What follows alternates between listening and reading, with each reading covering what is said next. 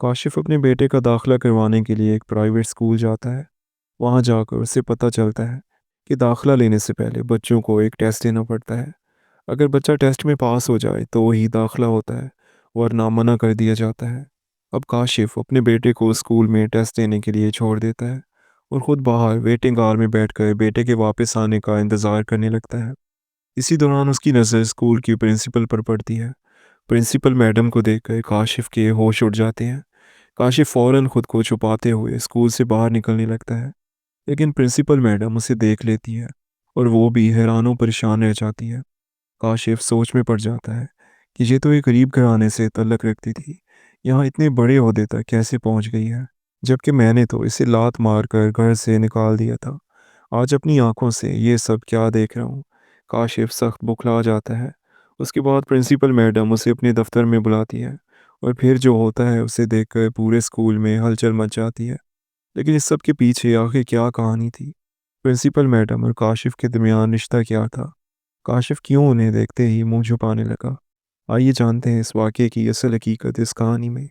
یہ کہانی زہرا نامی ایک لڑکی کی ہے جو لاہور میں اپنی فیملی کے ساتھ رہتی تھی۔ زہرا کے گھر میں اس کے والدین اور دو بہنیں تھیں۔ زہرا اپنی بہنوں میں سب سے بڑی تھی اور گریجویشن کر رہی تھی۔ اس کے والد ایک پرائیویٹ کمپنی میں ملازمت کرتے تھے۔ ایک دن ان کے پاس ایک شخص آتا ہے اور کہتا ہے کہ آپ کی بیٹی کے لیے میرے پاس ایک اچھا رشتہ ہے۔ لڑکا بہت اچھا ہے، پراپرٹی ڈیلنگ کا کام کرتا ہے، گھر میں کسی چیز کی کوئی کمی نہیں۔ آپ کی بیٹی خوش رہے گی۔ اگر آپ چاہیں تو میں بات آگے بڑھاؤں۔ زہرا کے والد کہتے ہیں کہ جیسا آپ نے بتایا ہے وہ کافی امیر لوگ لگتے ہیں تو انہیں زیادہ جہیز چاہیے ہوگا۔ میں ایک عام سی ملازمت کرتا ہوں، شاید ہماری بات نہ بن پائے۔ اس پر وہ شخص کہتا ہے کہ ایسی کوئی بات نہیں ہے، انہیں صرف ایک اچھی پڑھی لکھی اور نیک لڑکی چاہیے، باقی جہیز جو آپ اپنی مرضی سے دیں وہی کافی ہے۔ انہیں صرف لڑکی سے مطلب ہے۔ یہ سن کر زہرا کے والد راضی ہو جاتے ہیں اور کہتے ہیں کہ ہماری بیٹی پڑھی لکھی اور خوبصورت ہے، جیسی بہو چاہیے ویسی ہی ہے، آپ بات آگے بڑھائیے۔ پھر وہ شخص لڑکے کے گھر جاتا ہے۔ لڑکے کا نام کاشف ہوتا ہے۔ وہ زہرا کا ذکر کرتا ہے اور اس کی تصویر دکھاتا ہے۔ زہرا کی تصویر دیکھ کر کاشف کے والدین خوش ہو جاتے ہیں اور کاشف کو بھی زہرا پسند آتی ہے، کیونکہ زہرا اگرچہ کام گھرانے سے تھی مگر بہت حسین، تعلیم یافتہ اور ہونہار لڑکی تھی۔ دونوں خاندان شادی طے کر لیتے ہیں اور 2 ماہ بعد دھوم دھام سے شادی ہو جاتی ہے۔ شادی کے بعد زہرا اپنے شوہر کاشف اور سسرال والوں کے ساتھ بہت محبت اور خوشی سے رہنے لگتی ہے، لیکن یہ محبت زیادہ دن تک قائم نہیں رہتی۔ صرف 2 مہینے بعد ہی اس کے سسرال والے اس کے ساتھ نوکرانی جیسا سلوک کرنے لگتے ہیں، اسے غریب گھرانے سے ہونے کا طعنہ دیتے ہیں۔ دن بھر کبھی کچن میں کام کرواتے تو کبھی تمام کمروں کی صفائی کرواتے۔ اگر چھوٹی موٹی غلطی ہو جاتی تو طنز کرتے کہ تم غریب ہو، تمہیں کسی کام کی تمیز نہیں۔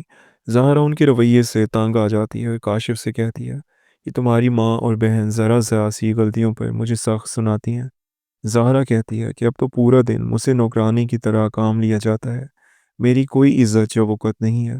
تو کاشف بجائے اسے دل رکھنے کے الٹا ڈانٹ کر کہتا ہے کہ تم تو کچی آبادی میں رہتی تھی، ہم نے تمہیں اس محل میں لا کر رکھا ہے، پھر بھی میرے گھر والوں کی خدمت نہیں ہو رہی۔ یہاں ہر سہولت موجود ہے، تمہیں یہ سب کام سیکھنے ہوں گے اور کرنے ہوں گے۔ فضول باتیں دل و دماغ میں نہ رکھا کرو، چپ چاپ بس تم کام پر دھیان دو۔ شوہر کے منہ سے یہ جواب سن کر زہرا کا دل ٹوٹ جاتا ہے۔ اس نے کاشف سے بہت سی امیدیں باندھ رکھی تھیں، ایک وہی تو تھا جس سے وہ اپنے دل کی بات کر سکتی تھی، دکھ درد بانٹ سکتی تھی، لیکن کاشف کا یہ رویہ دیکھ کر زہرا کو بہت صدمہ پہنچتا ہے۔ پھر وہ اپنے میکے فون کر کے ساری بات ماں کو بتا دیتی ہے۔ زہرا کی ماں اسے سمجھاتی ہے کہ بیٹی ابھی تو صرف 3 ماہ ہوئے ہیں، نئے گھر میں سب کو مشکلات آتی ہیں، وقت گزرے گا تو سب تمہیں عزت دیں گے، جب اولاد ہوگی تو تم ان کی لاڈلی بن جاؤ گی۔ زہرا بھی بہت سادہ اور معصوم تھی، ماں کی بات مان لیتی ہے اور سوچتی ہے کہ وقت کے ساتھ سب کچھ ٹھیک ہو جائے گا۔ یوں ہی وقت گزرتا ہے اور 6 ماہ بعد اسے پتہ چلتا ہے کہ وہ ماں بننے والی ہے۔ اس کی خوشی کا کوئی ٹھکانہ نہیں رہتا۔ اللہ تعالیٰ کا شکر ادا کرتی ہے اور فوراً کاشف کو خوشخبری سناتی ہے، لیکن کاشف یہ سنتے ہی آگ بگولا ہو جاتا ہے۔ وہ کہتا ہے کہ مجھے ابھی کوئی بچہ نہیں چاہیے، تم کوئی دوا کھا لو یا کچھ بھی کرو، یہ بچہ مجھے ہرگز نہیں چاہیے۔ کاشف کی یہ بات سن کر زہرا شدید غصے میں آ جاتی ہے اور دونوں کے درمیان جھگڑا ہونے لگتا ہے۔ زہرا ہر حال میں اس بچے کو پیدا کرنا چاہتی تھی، جبکہ کاشف اسے ختم کرنے پر زور دیتا ہے۔ ظاہرہ ضد کر لیتی ہے کہ کچھ بھی ہو جائے یہ بچہ دنیا میں ضرور آئے گا۔ 2 ماہ یوں ہی گزر جاتے ہیں۔ ایک رات دونوں میاں بیوی اپنے کمرے میں تھے۔ قریب 1 بج رہا تھا۔ کاشف سو گیا لیکن زہرا جاگ رہی تھی اور اپنے آنے والے بچے کے خواب آنکھوں میں سجا رہی تھی۔ اتنے میں کاشف کے فون پر لگاتار 8 میسیجز آتے ہیں۔ زہرا سوچتی ہے کہ اس وقت کون میسج کر رہا ہے۔ وہ فون اٹھا کر دیکھتی ہے اور حیران رہ جاتی ہے۔ کاشف کے فون میں درجنوں لڑکیوں کے ساتھ چیٹ موجود تھی۔ یہ سب دیکھ کر زہرا ٹوٹ کر بکھر جاتی ہے۔ صبح ہوتے ہی وہ کاشف سے لڑائی شروع کر دیتی ہے۔ وہ کہتی ہے کہ میں سب برداشت کر سکتی ہوں لیکن یہ دھوکہ نہیں، میں تمہیں کسی کے ساتھ بانٹ نہیں سکتی، تم نے میرا دل توڑ دیا ہے۔ کاشف کہتا ہے کہ یہ میری ذاتی زندگی ہے، میں کس سے بات کرتا ہوں یہ جاننے کی تمہیں کوئی ضرورت نہیں، تمہیں وقت پر کھانا اور محل جیسا گھر ملا ہوا ہے، بس اپنی زندگی گزارو اور میرے معاملات میں دخل نہ دو۔ زارا کہتی ہے کہ تم نے مجھ سے نکاح کیا ہے، وعدے اور قسمیں کھائی ہیں، اب یہ صرف تمہاری ذاتی زندگی نہیں رہی، میرا بھی حق ہے تم پر، تم غلط راستے پر جاؤ گے تو مجھے روکنے کا پورا حق ہے اور میں یہ سب برداشت نہیں کروں گی۔ اس دن دونوں میں سخت جھگڑا ہوتا ہے۔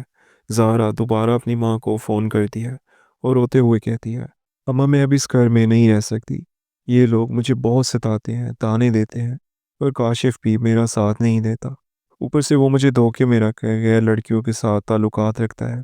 زہرا روتے ہوئے اپنی ماں سے کہتی ہے کہ کاشف باہر عورتوں کے ساتھ عیاشیاں کرتا ہے، میں یہ ہرگز برداشت نہیں کر سکتی، میں اس گھر میں ایک پل بھی نہیں رکوں گی۔ میرا شوہر کہتا ہے کہ میرا اس پر کوئی حق نہیں ہے۔ زہرا کی ماں اسے بہت سمجھاتی ہے کہ بیٹی جلد بازی میں کوئی قدم مت اٹھاؤ ورنہ ساری زندگی پچھتانا پڑے گا، مگر اس دن کاشف نے اس کے ساتھ سخت مار پیٹ کی اور لات مار کر گھر سے نکال دیا۔ اب زہرا نے وہاں واپس نہ جانے کا فیصلہ کر لیا اور سیدھی تھانے جا کر کاشف کے خلاف مقدمہ درج کروا دیا۔ پھر وہ میکے آ گئی اور اپنے والد کو کاشف کی سب کرتوتیں بتا دیں۔ والد بھی مجبور ہو کے اور اپنی بیٹی کو اپنے ساتھ ہی رکھ لیا۔ کچھ ہی وقت بعد دونوں میں طلاق ہو گئی۔ 5 ماہ بعد زہرا نے ایک بچی کو جنم دیا۔ وہ اپنے میکے میں رہتے ہوئے سالہ سال اس بچی کی پرورش کرتی رہی۔ جب وہ بچی کو چلنے پھرنے لگی تو زہرا نے اپنی ایک سہیلی کو فون کیا جس کا نام نازیہ تھا اور وہ لاہور میں ہی جاب کرتی تھی۔ زہرا نے کہا کہ تم جہاں کام کرتی ہو کیا وہاں کوئی سیٹ خالی ہے؟ میں بھی اب نوکری کرنا چاہتی ہوں کیونکہ میری بیٹی بڑی ہو گئی ہے، میں ہمیشہ اپنے والدین پر بوجھ نہیں رہنا چاہتی، اب خود محنت کر کے کماؤں گی۔ نازیہ نے کہا کہ ہاں کیوں نہیں، میرے پاس یہ اسکول ہے، اگر وہاں ٹیچر کی ضرورت ہوئی تو میں تمہیں بتا دوں گی، سیلری بھی اچھی ملے گی۔ زہرا نے کہا کہ ٹھیک ہے، 1-2 دن میں خبر دینا۔ پھر نازیہ اسکول میں بات کرتی ہے اور زہرا کا انٹرویو کروا دیتی ہے۔ زہرا کو ٹیچر منتخب کر لیا جاتا ہے۔ وہ 9ویں اور 10ویں جماعت کو فزکس پڑھانے لگتی ہے، اچھی تنخواہ بھی ملنے لگتی ہے اور ساتھ میں بچوں کو ٹیوشن بھی دیتی ہے۔ اسی طرح اس کی زندگی سنورنے لگتی ہے۔ زہرا بہت باصلاحیت اور خوش اخلاق تھی۔ صرف 2 سال میں وہ پورے اسکول کی پسندیدہ ٹیچر بن گئی، سب اسے عزت اور احترام دیتے۔ اسی دوران اسکول کے پرنسپل بیمار پڑ جاتے ہیں۔ وہ زہرا کو اپنے گھر بلا کر کہتے ہیں کہ جب تک میں صحت یاب نہیں ہوتا تم یہ ذمہ داری سنبھالو اور اسکول کو سنبھال کر چلاؤ۔ زہرا نے پرنسپل کی حیثیت سے کام شروع کر دیا۔ انہی دنوں اسکول میں نئے داخلے ہو رہے تھے۔ وہ اپنے دفتر میں بیٹھ کر داخلوں کی نگرانی کر رہی تھی کہ اچانک اس کا سابق شوہر کاشف اپنے بیٹے کا داخلہ کروانے کے لیے اسکول آ گیا۔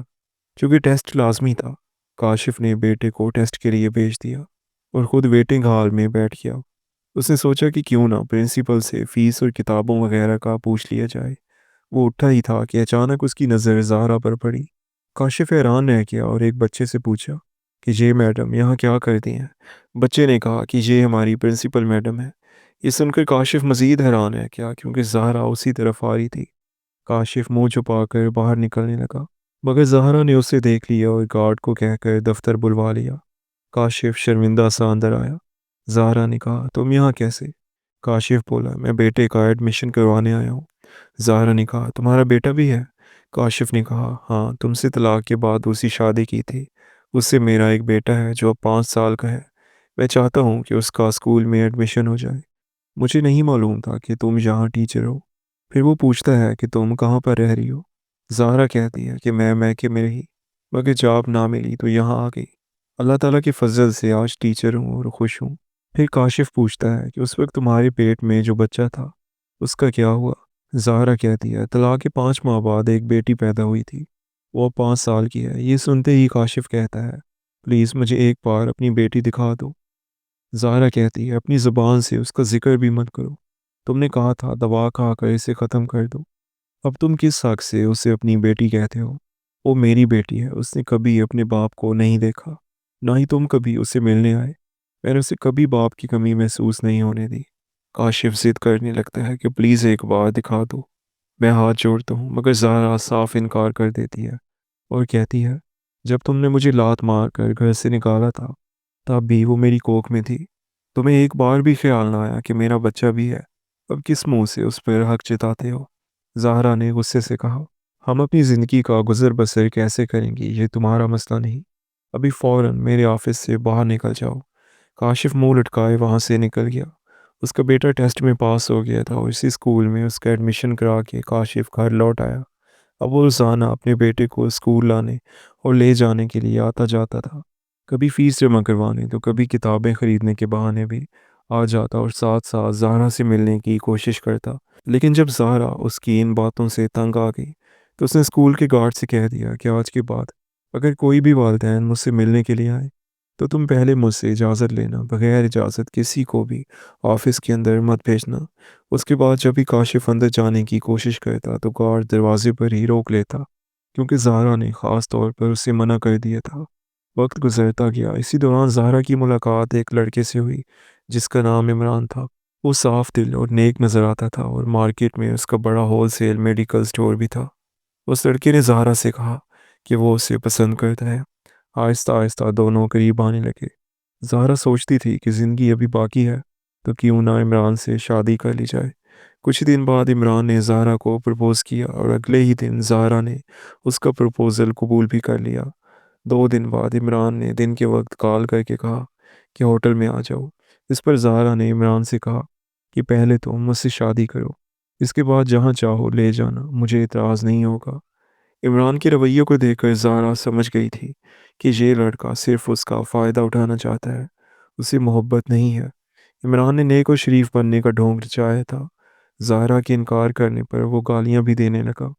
یہ سب دیکھ کر زہرا نے اس سے تعلق توڑ دیا اور فیصلہ کیا کہ وہ آئندہ کبھی کسی لڑکے سے بات نہیں کرے گی، بلکہ اپنی بیٹی کے ساتھ اپنی زندگی گزارے گی۔ دوستو اکثر دیکھا گیا ہے کہ جب کسی عورت کا اپنے شوہر سے اختلافات کے باعث طلاق ہو جائے تو معاشرہ اکثر ایسے موقع پر ان کا فائدہ اٹھانے کی کوشش کرتا ہے، محبت کا جھانسا دے کر ان کے جذبات سے کھیلتا ہے، کیونکہ لوگ سمجھتے ہیں کہ اس کا تو کوئی سہارا ہی نہیں۔ لیکن ہمیں ایسی عورتوں کا احترام کرنا چاہیے جیسی زہرا ہے، جس نے اپنی ہمت اور حوصلے سے اپنی عزت قائم رکھی۔ تو دوستو یہ تھی ہماری آج کی سٹوری، آپ کو کیسی لگی کمنٹ سیکشن میں ضرور بتائیے گا۔ زہرا کے لیے 2 لائنیں کمنٹس میں ضرور لکھیے اور کاشف اور عمران جیسے لڑکوں کے بارے میں اپنی رائے ہمارے ساتھ ضرور شیئر کریں۔ اگر آپ کو سٹوری پسند آئی ہو تو ہمارے اس چینل کو سبسکرائب کر دیں۔ ملتے ہیں کل ایک نئی اور انٹرسٹنگ سٹوری کے ساتھ، تب تک کے لیے اللہ حافظ۔